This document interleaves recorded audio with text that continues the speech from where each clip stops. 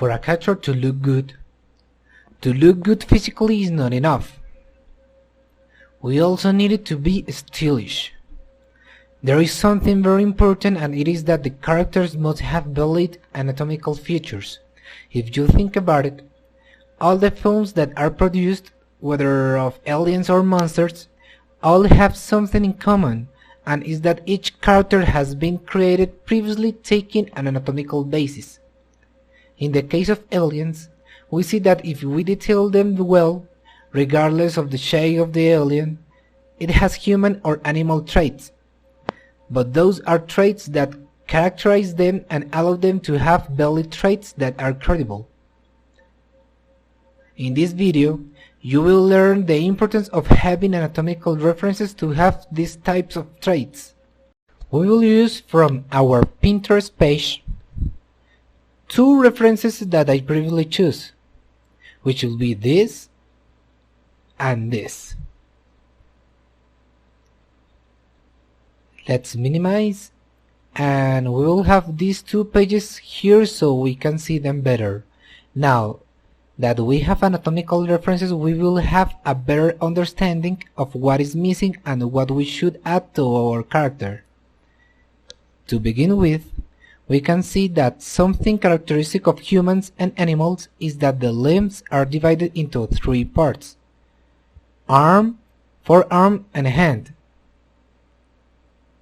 We see that animals have characteristics like humans.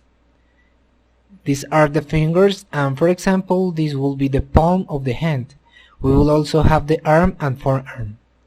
However, we can see that this clearly is what our character lacks. Also, the hind legs present these same features.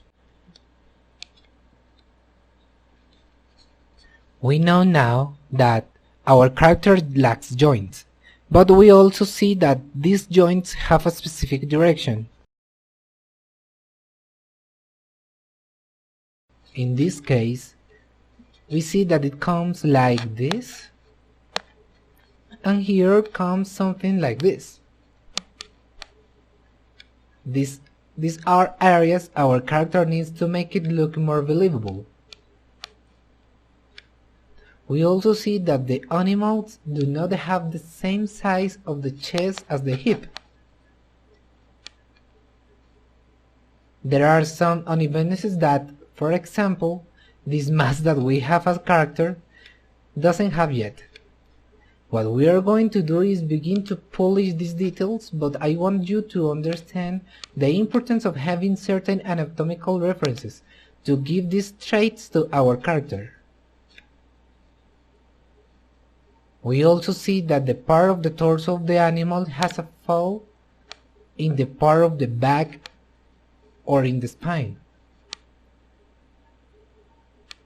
We can see that our character doesn't have it.